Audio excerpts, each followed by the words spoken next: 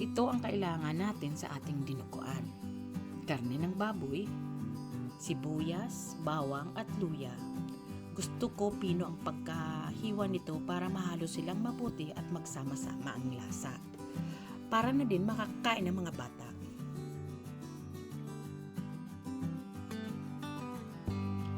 Ang ginagawa ko sa dugo ay hinaluan ko na ng kalahating cup ng white vinegar, 4 na katamtamang kalamansi na piniga, saka 3/4 cup na white vinegar.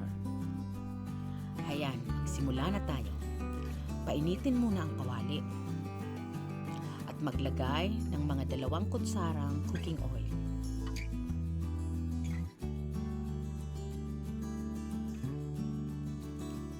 Kapag mainit na ang mantika, ilagay na ang pinong luya.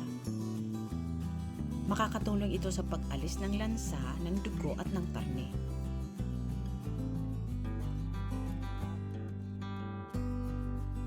Isunod naman natin ang bawang.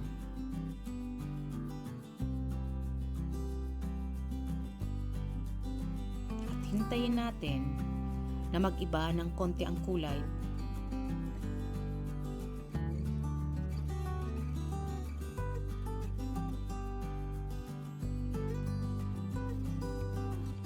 bago ilagay ang sibuyas.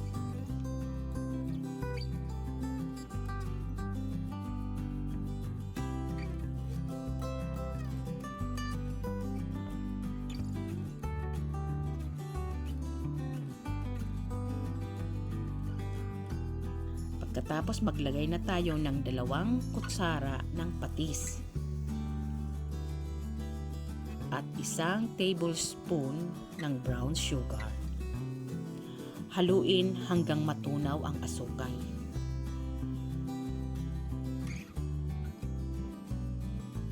Dito pa lang maaamoy mo na agad ang bango ng niluluto natin.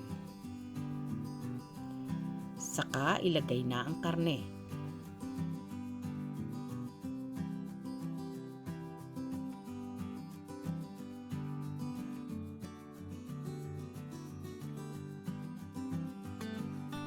Lagyan naman natin ng paminta at haluin natin to hanggang sa magbago ng konti ang kulay niya.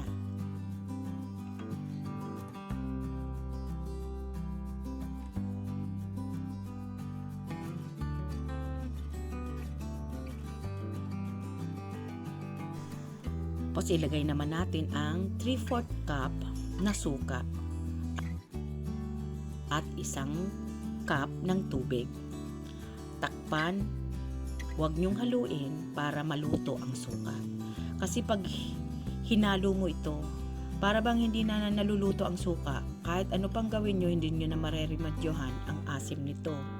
Tsaka iba ang asim nito pag nahalo mo nang hindi pa luto ang suka.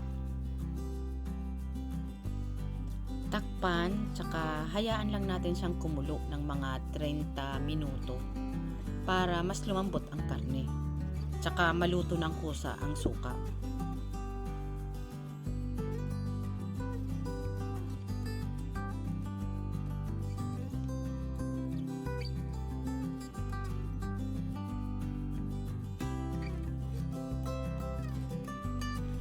Pagkalipas ng 30 minuto, saka mo lang siya pwedeng haluin.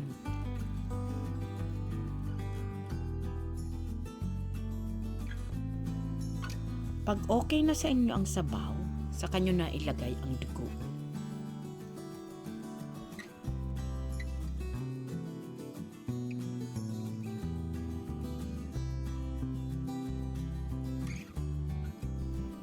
Naglalagay naman ako dito ng chicken powder. Optional ito.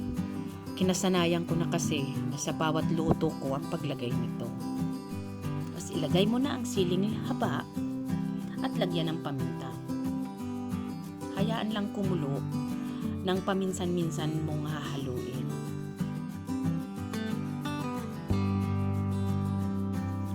At pag nagkulay na siyang parang dark chocolate, luto na ang dugo. Tikman at dagdagan ng asin kung kulang yung alat ng patis na nilagay natin kanina.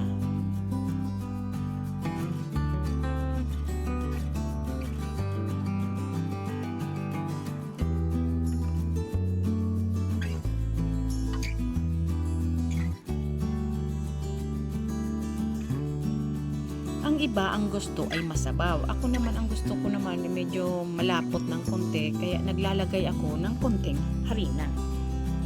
Pero kailangan pakonti-konti ang lagay para hindi magbuo-buo. Siguro mga isang kutsara ng harina ang nilalagay ko.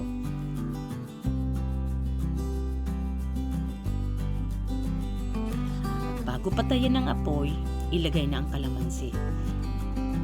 Magbabago ka agad ang amoy niya. Para bang magic, lalo itong babango. At may dagdag siyang linamnam pag naglalagay ako ng kalamansi sa dinuguan.